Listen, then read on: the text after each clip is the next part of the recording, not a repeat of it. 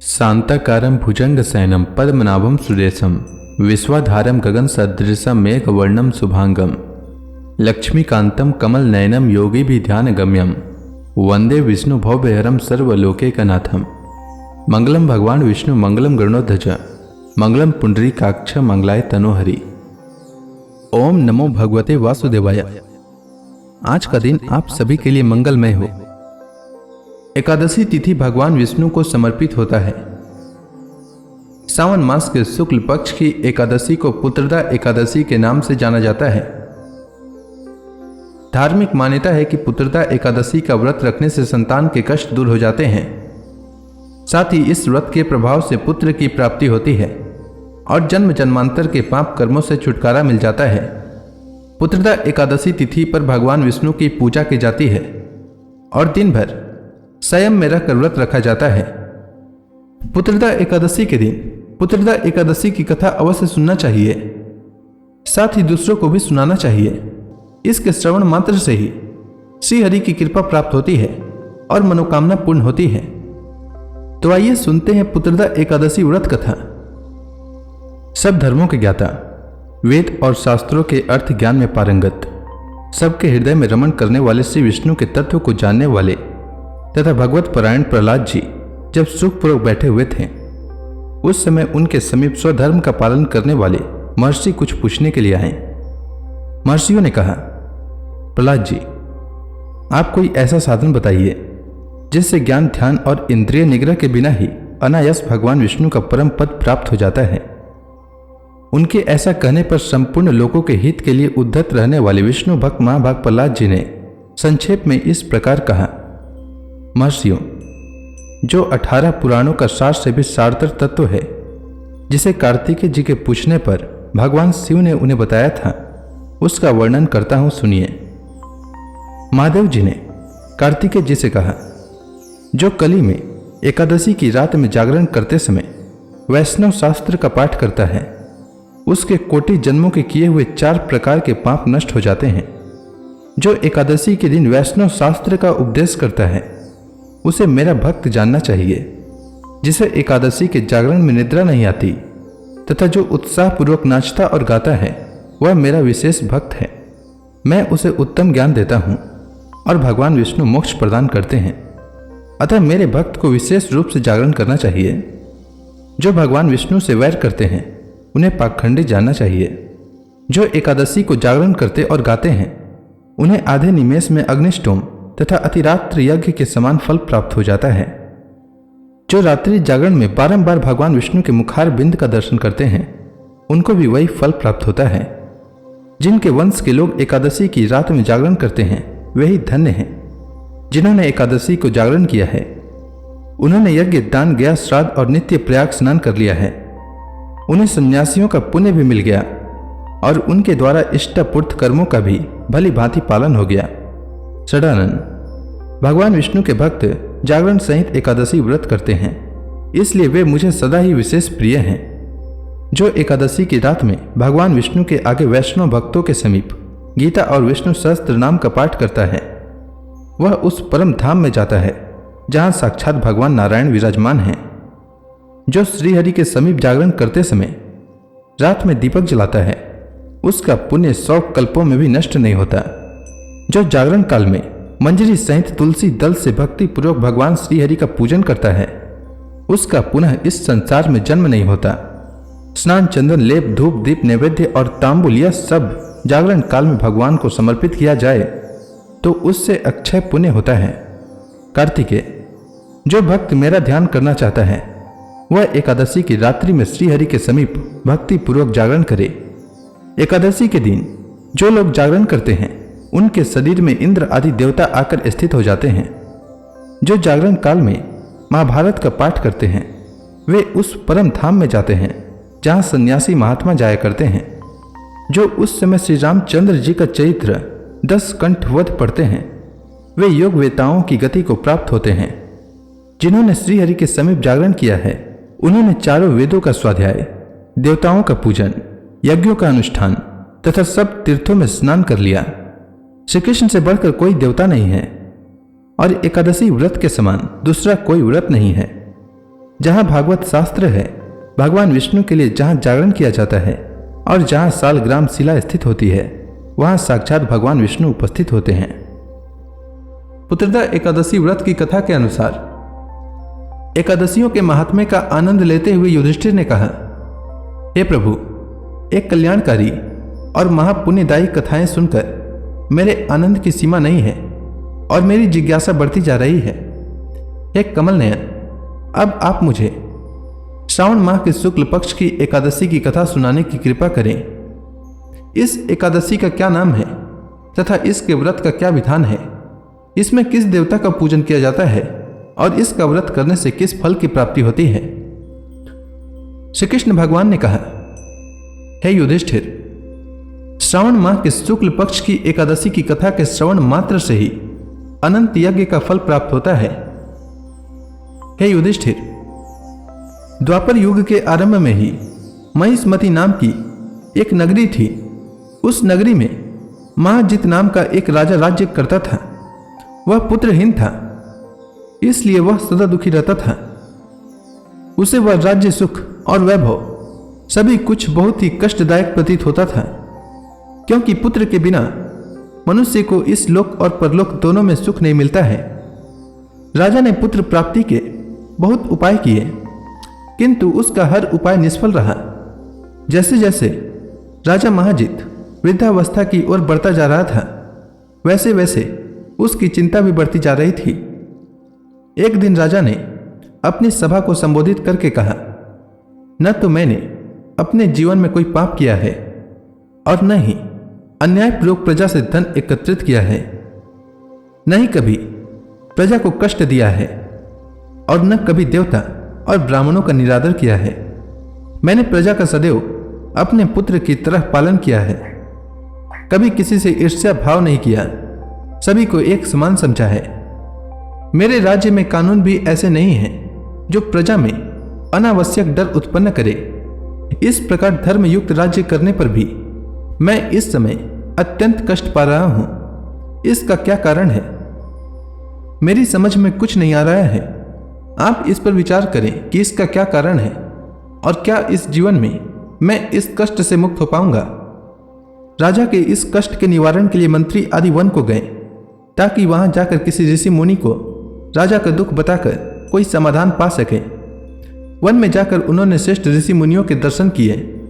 उन वन में वयोवृद्ध और धर्म के ज्ञाता महर्षि लोमस भी रहते थे। वे सभी जन महर्षि लोमस के पास गए। उन सब ने महर्षि लोमस को दंडवत प्रणाम किया और उनके सम्मुख बैठ गए। महर्षि के दर्शन से सभी को बड़ी प्रसन्नता हुई और सबने महर्षि लोमस से प्रार्थना की, हे देव, हमारे अहोभाग्य है कि हमें आपके दर्शनों का सौभाग्य प्राप्त हुआ। मंत्री की बात सुनकर लोमस ऋषि ने कहा, हे मंत्रीवर, आप लोगों की विनम्रता और सद्व्यवहार से मैं अति प्रसन्न हूं। आप मुझसे अपने आने का प्रयोजन कहें। मैं आपके कार्य को अपने सामर्थ्य के अनुसार अवश्य ही करूंगा, क्योंकि हमारा शरीर ही परोपकार के लिए बना है। लोमस ऋषि के ऐसे मृदु वचन सुनकर मंत्री ने कहा, हे ऋषिवर, आप हमारी सभी बातों को जानने में ब्रह्मा से भी ज्यादा समर्थ हैं, अतः आप हमारे संदेह को दूर कीजिए। महिष्मति नामक नगरी के हमारे महाराज महाजित बड़े ही धर्मात्मा व प्रजा वत्सल हैं। वह प्रजा का पुत्र की तरह धर्मानुसार पालन करते हैं, किंतु फिर भी वे पुत्रहीन हैं। हे महामुनि, इससे वह अत्यंत दुखी रहते हैं। हम लोग उनकी प्रजा हैं, हम भी उनके दुख से दुखी हो रहे हैं, क्योंकि प्रजा का यह कर्तव्य है कि राजा के सुख में सुख माने और दुख में दुख माने। हमें उनके पुत्रहीन होने का अभी तक कारण ज्ञात नहीं हुआ है, इसलिए हम आपके पास आए हैं।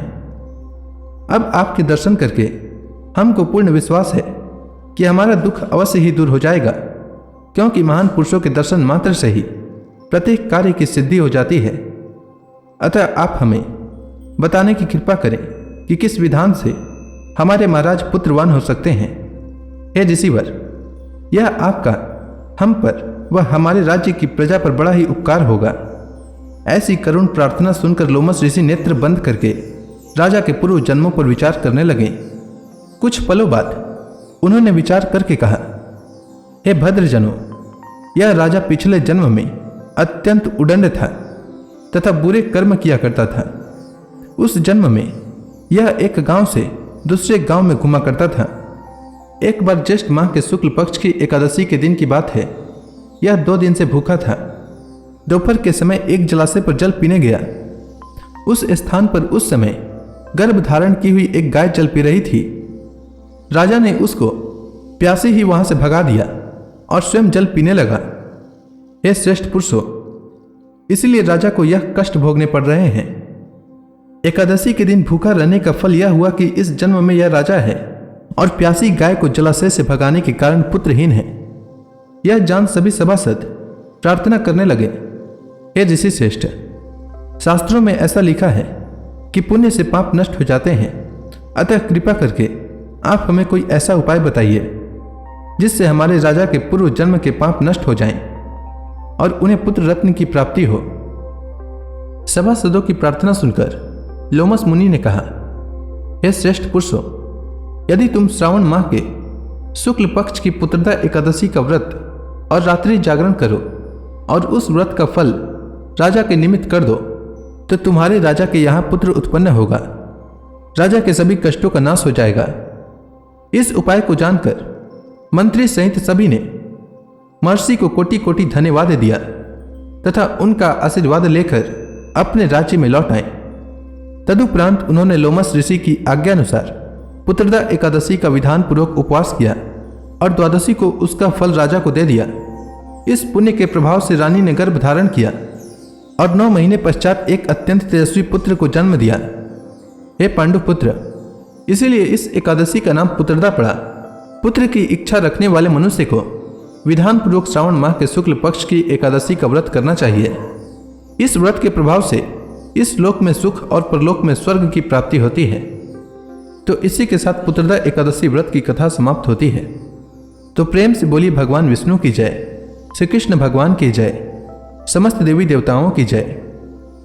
पुत्रदा एकादशी के दिन पुत्रदा एकादशी व्रत की कथा के साथ ही 11 माता की कथा भी अवश्य सुनना चाहिए। इससे पुत्रदा एकादशी व्रत का दोगुना फल प्राप्त होता है। तो आइए सुनते हैं 11 माता की कथा। एकादशी भगवान विष्णु की साक्षात शक्ति है। जिस शक्ति ने उस असुर का वध किया है जिसे भगवान भी जीत पाने में असमर्थ थे, उस शक्ति के आगे मनुष्य के पाप रूपी असुर भला कैसे टिक सकता है। जिस शक्ति ने देवताओं के कष्ट को हर कर उन्हें सुख दिया, वह प्राणी मात्र को क्या नहीं दे सकती। सुख, समृद्धि, शांति और मोक्ष, समस्त सुख सहज ही प्राप्त हो जाते हैं। 11 माता की भक्ति में इतनी शक्ति है कि जिसके प्रभाव से मनुष्य को सहज ही सभी प्रकार के सुख प्राप्त होते हैं और अंत समय में मोक्ष की प्राप्ति होती है। 11 माता की कथा के अनुसार सतयुग में एक महाभयंकर दैत्य हुआ करता था। उसका नाम मूर था। उस दैत्य ने इंद्र आदि सभी देवताओं पर विजय प्राप्त कर उन्हें उनके पद से हटा दिया। तब इंद्र ने भगवान शंकर से प्रार्थना की, हे भोलेनाथ, हम सब देवता मूर दैत्य के अत्याचारों से दुखी होकर मृत्यु लोक में अपना जीवन व्यतीत कर रहे हैं। राक्षसों के भय से हम बहुत दुख और कष्ट भोग रहे हैं। मैं स्वयं बहुत दुखी और भयभीत हूं। अन्य देवताओं की तो बात ही क्या करें। अतः हे कैलाशपति, कृपा कर आप मूर दैत्य के अत्याचार से बचाने का उपाय बताइए। देवराज इंद्र के प्रार्थना सुनकर भगवान शंकर ने कहा, हे देवेंद्र, आप भगवान श्री विष्णु के शरण में जाइए। मधु कैटभ का संहार करने वाले भगवान विष्णु देवताओं को अवश्य ही इस भय से मुक्त करेंगे। भगवान शंकर के आदेश का पालन करते हुए इंद्र तथा अन्य देवता क्षीर सागर गए, जहां पर भगवान श्री विष्णु शेष शैया पर विराजमान थे। इंद्र सहित सभी देवताओं ने भगवान विष्णु को देखा और उनके समक्ष उपस्थित होकर उनकी स्तुति करने लगे। वे कहने लगे, हे तीनों लोकों के स्वामी, आप स्तुति करने योग्य हैं। हम सभी देवताओं का आपको कोटि कोटि प्रणाम है। हे दैत्यों के संहारक, हम आपकी शरण में हैं, आप हमारी रक्षा करें। हे त्रिलोकपति, हम सभी देवता दैत्यों के अत्याचार से भयभीत होकर आपकी शरण में आए हैं। इस समय दैत्यों ने हमें स्वर्ग से निकाल दिया है और हम सभी देवता बड़ी ही दयनीय स्थिति में मृत्यु लोक में विचरण कर रहे हैं। अब आप ही हमारे रक्षक हैं, हमारी रक्षा करें। हे जगन्नाथ, आप हमारी रक्षा करें। देवताओं की करुण पुकार सुनकर भगवान श्री हरि विष्णु बोले, हे देवगणों, वह कौन सा दैत्य है जिसने देवताओं को जीत लिया है? आप सभी देवगण किसके भय से पृथ्वी लोक में भटक रहे हैं? क्या वह दैत्य इतना बलवान है जिसने इंद्र सहित सभी देवताओं को जीत लिया है? तुम निर्भय होकर मुझे सब हाल बताओ।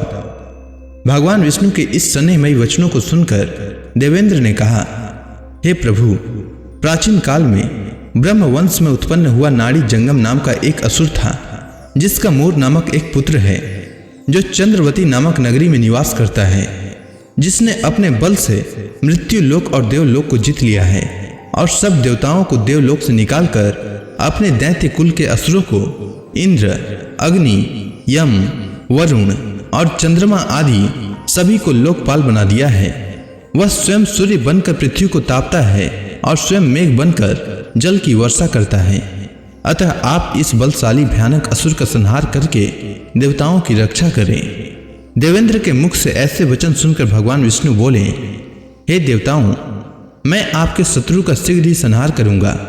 आप सभी इसी समय मेरे साथ चंद्रवती नगरी चलिए। देवताओं की पुकार पर भगवान विष्णु तुरंत ही उनके साथ चल दिए। उधर दैत्य राज मूर ने अपने तेज से जान लिया था कि श्री विष्णु युद्ध की इच्छा से उसकी राजधानी में आ रहे हैं। अतः अपने राक्षस योद्धाओं के साथ वह भी युद्ध भूमि में आकर गरजने लगा। देखते ही देखते युद्ध शुरू हो गया। युद्ध शुरू होने पर अनगिनत असुर अपने अस्त्र शस्त्रों को धारण कर देवताओं से युद्ध करने लगे, किंतु देवता तो पहले ही डरे हुए थे। वह अधिक देर तक राक्षसों का सामना न कर सके और भाग खड़े हुए। तब भगवान विष्णु स्वयं युद्ध भूमि पर आ गए। दैत्य पहले से भी ज्यादा जोश में भरकर भगवान विष्णु से युद्ध करने लगे। वे अपने अस्त्र शस्त्रों से उन पर भयानक प्रहार करने लगे। दैत्यों के आक्रामक वारों को श्री हरि विष्णु अपने चक्र और गदा के प्रहारों से नष्ट करने लगे। इस युद्ध में अनेक दैत्य सदा के लिए मृत्यु की गोद में समा गए, किंतु दैत्य राज मूर भगवान विष्णु के साथ निश्चल भाव से युद्ध करता रहा। उसका तो जैसे अभी बाल भी बांका नहीं हुआ था। वह बिना डरे युद्ध कर रहा था। भगवान विष्णु मूर को मारने के लिए जिन जिन शस्त्रों का प्रयोग करते, वे सब उसके तेज से नष्ट होकर उस पर पुष्पों के समान गिरने लगते।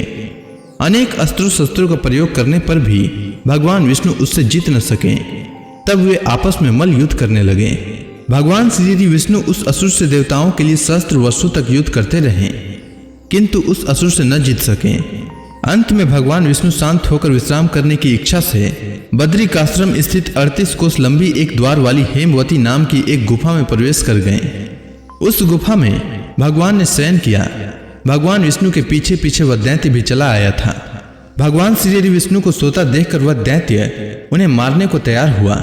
वह सोच रहा था कि आज मैं अपने चिर शत्रु को मारकर हमेशा हमेशा के लिए निष्कंटक हो जाऊंगा, परंतु उसकी यह इच्छा पूर्ण न हो सकी, क्योंकि उसी समय भगवान विष्णु की देह से दिव्य वस्त्र धारण किए एक अत्यंत मोहिनी कन्या उत्पन्न हुई और राक्षस को ललकार कर उससे युद्ध करने लगी। उस कन्या को देखकर राक्षस को घोर आश्चर्य हुआ और वह सोचने लगा कि यह ऐसी दिव्य कन्या कहां से उत्पन्न हुई, और फिर वह असुर उस कन्या से लगातार युद्ध करता रहा। कुछ समय बीतने पर उस कन्या ने क्रोध में आकर उस दैत्य के अस्त्रों शस्त्रों को टुकड़े टुकड़े कर दिए। अब तो उस दैत्य को बड़ा ही क्रोध आया और वह सारी मर्यादाएं भंग करके उस कन्या से मल्ल युद्ध करने लगा। उस तेजस्वी कन्या ने उसको धक्का मारकर मूर्छित कर दिया और उसकी मूर्छा टूटने से पूर्व ही उसका सिर काटकर धड़ से अलग कर दिया। सिर काटते ही वह असुर पृथ्वी पर गिरकर मृत्यु को प्राप्त हुआ। बाकी बचे असुर अपने राजा का ऐसा दुखद अंत देखकर भयभीत होकर पाताल लोक में भाग गए। भगवान विष्णु जब निद्रा से जागे तो उस असुर को मरा देखकर उन्हें घोर आश्चर्य हुआ और वे सोचने लगे कि इस महाबली को किसने मारा है। तब वह तेजस्वी कन्या श्री हरि से हाथ जोड़कर बोली, हे जगदीश्वर, यह असुर आपको मारने को उद्यत था। तब मैंने आपके शरीर से उत्पन्न होकर इस असुर का वध किया है। कन्या की बात सुनकर भगवान बोले, तुमने इस असुर को मारा है, अतः हे कन्या, मैं तुमसे अत्यंत प्रसन्न हूँ। इसे मारकर तुमने तीनों लोकों के देवताओं के कष्ट को हरा है, इसीलिए तुम अपनी इच्छा अनुसार वरदान मांग लो, मैं तुम्हारी प्रत्येक इच्छा को पूर्ण करूंगा। भगवान की बात सुनकर कन्या बोली, हे प्रभु, मुझे यह वरदान दीजिए कि जो मनुष्य या देव मेरा व्रत करे उसके सभी पाप नष्ट हो जाएं और अंत में उसे स्वर्ग लोक की प्राप्ति हो। मेरे व्रत का आधा फल रात्रि को मिले और उसका आधा फल एक समय भोजन करने वाले को मिले। जो श्रद्धालु भक्ति पूर्वक मेरे व्रत को करे वे निश्चय ही वैकुंठ लोक को प्राप्त करे। जो मनुष्य मेरे व्रत में दिन तथा रात्रि को एक बार भोजन करे वह धन धान्य से भरपूर रहे। कृपा करके मुझे ऐसा वरदान दीजिए। भगवान श्री विष्णु ने कहा, हे कन्या, ऐसा ही होगा। मेरे और तुम्हारे भक्त एक ही होंगे और अंत में संसार में प्रसिद्धि को प्राप्त होकर मेरे लोक को प्राप्त करेंगे। हे कल्याणी, तुम एकादशी को पैदा हुई हो, इसीलिए तुम्हारा नाम भी एकादशी हुआ। और क्योंकि तुम मेरे अंश से उत्पन्न हुई हो, इसीलिए संसार में तुम उत्पन्ना एकादशी के नाम से जानी जाओगी। तथा जो मनुष्य इस दिन व्रत करेंगे उनके समस्त पाप समूल नष्ट हो जाएंगे। तुम मेरे लिए अब तीज, अष्टमी, नवमी और 14 से भी अधिक प्रिय हो। तुम्हारे व्रत का फल सब तीर्थों के फल से भी महान होगा। यह मेरा अकाट्य कथन है। इतना कहकर भगवान श्री विष्णु उसी स्थान पर अंतर ध्यान हो गए। भक्तगणों, किसी भी व्रत में गणेश जी की कहानी अवश्य सुनना चाहिए। गणेश जी सभी देवताओं में प्रथम पूजनीय हैं। उनकी पूजा एवं कथा सुने बिना कोई भी व्रत पूर्ण नहीं मानी जाती है। इसलिए गणेश जी की कथा हर व्रत में सुननी चाहिए। तो आइए सुनते हैं गणेश जी की कहानी। प्राचीन समय की बात है। एक गांव में एक गरीब और दृष्टिहीन बुढ़िया रहती थी। उसके साथ ही उसके बेटे और बहू रहते थे। बुढ़िया गणेश जी की बहुत बड़ी भक्त थी। वह प्रतिदिन गणेश जी की पूजा किया करती थी और गणेश जी को भोग लगाने के बाद स्वयं ही भोजन करती थी।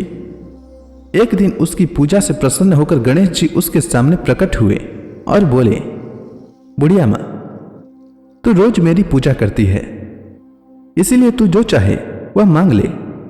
बुढ़िया ने कहा, मैं क्या मांगू, मुझसे तो मांगना ही नहीं आता। इस पर गणेश जी ने कहा, बुढ़िया माँ, तू जो चाहे वह मांग ले, नहीं तो मैं फिर कल आऊंगा। तब तक तू अपने बेटे और बहू से पूछ ले और फिर मुझसे मांग ले। यह सुनकर बुढ़िया अपने बेटे को बुलाया और अपने बेटे से कहा, गणेश जी ने कहा है कि मैं उनसे कुछ भी मांग सकती हूं, तो बता मैं क्या मांगू। तब उसके बेटे ने कहा, मां, तू गणेश जी से धन मांग ले। इसके बाद बुढ़िया बहू के पास गई और बहू से बोला, गणेश जी ने कहा है कि मैं उनसे कुछ भी मांग सकती हूं, तो बता मैं क्या मांगू। तब उसके बहू ने कहा कि गणेश जी से पोता मांग ले। तब बुढ़िया ने बहुत सोचा कि हर कोई अपने अपने मतलब की बात कर रहा है, कोई मेरे लिए सोच नहीं रहा है। चलो पड़ोसन से पूछ लेती हूं, वह सही बताएगी कि मुझे क्या मांगना चाहिए। बुढ़िया अपने पड़ोसन के पास गई और पड़ोसन से कहा, गणेश जी ने कहा है कि मैं उनसे कुछ भी मांग सकती हूं, तो बता मुझे क्या मांगना चाहिए।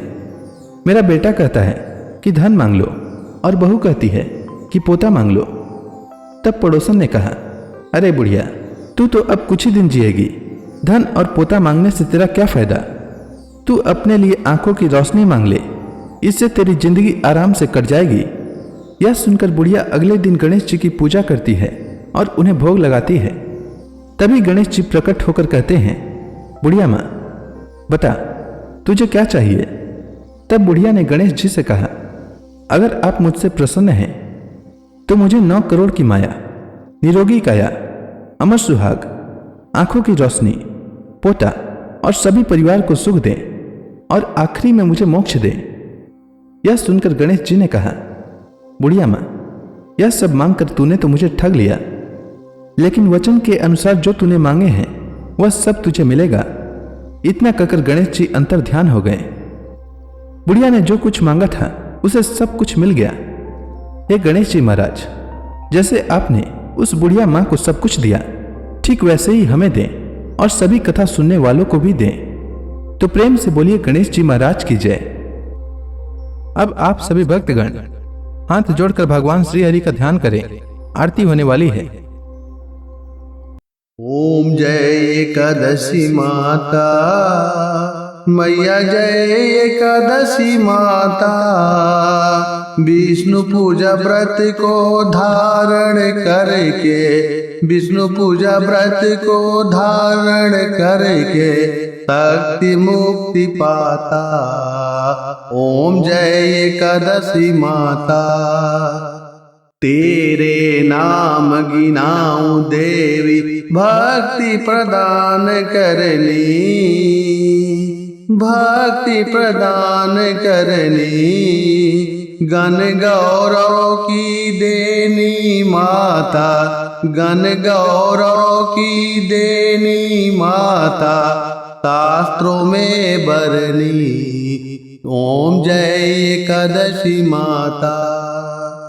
मार्गशीर्ष कृष्ण पक्ष की उत्पन्ना विश्व तारणी जन्मी, मैया विश्व तारणी जन्मी। शुक्ल पक्ष में हुई मोक्षदा, शुक्ल पक्ष में हुई मोक्षदा, मुक्तिदाता बन के भरमी। ओम जय एकादशी माता। पौष के कृष्ण पक्ष की सफला नामक है, शुक्ल पक्ष में होए पुत्रदा आनंद अधिक रहे। ओम जय एकादशी माता। नाम सट तिला माघ मास में कृष्ण पक्ष आवे, मैया कृष्ण पक्ष आवे। शुक्ल पक्ष में जया कहावे, शुक्ल पक्ष में जया कहावे, विजय सदा पावे। ओम जय एकादशी माता।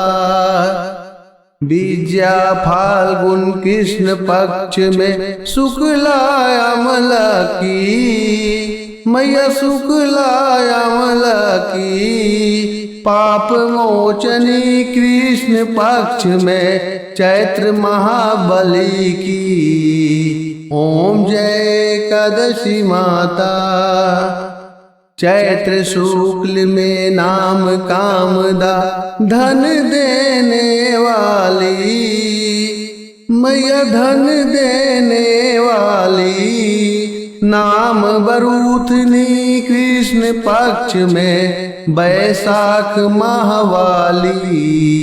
ओम जय एकादशी माता।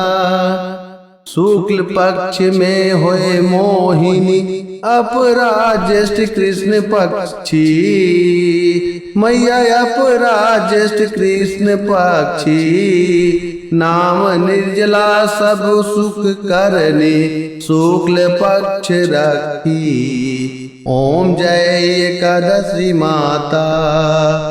योगिनी नाम आषाढ़ में जानो कृष्ण पक्ष करनी, मैया कृष्ण पक्ष करनी। देवसैनी नाम कहायो शुक्ल पक्ष धरनी। ओम जय एकादशी माता। कामिका श्रावण मास में आवे कृष्ण पक्ष कहिए। श्रावण शुक्ला होए पवित्रा आनंद से रहिए। ओम जय एकादशी माता। अजा भाद्रपद कृष्ण पक्ष की परिवर्तनी शुक्ला, मैया परिवर्तनी शुक्ला। इंद्राश्विन कृष्ण पक्ष में व्रत से भवसागर निकला।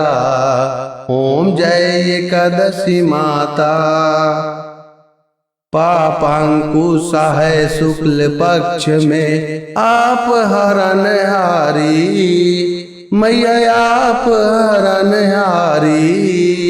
रमा मास कार्तिक में आवे सुखदायक भारी। ओम जय एकादशी माता।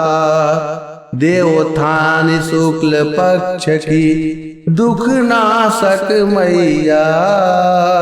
पावन मास में करो विनती पार करो नैया। ओम जय एकादशी माता। परमा कृष्ण पक्ष में होती जन मंगल करनी, मैया जन मंगल करनी। शुक्ल मास में होए पद्धिनी, दुख दरिद्र हरनी। ओम जय एकादशी माता, जो कोई आरती एकादशी की भक्ति सहित गावे, मैया भक्ति सहित गावे। जन गुरु दिता स्वर्गवासा, निश्चय वह पावे। ओम जय एकादशी माता। तो प्रेम से बोलिए विष्णु भगवान की जय, माता लक्ष्मी की जय।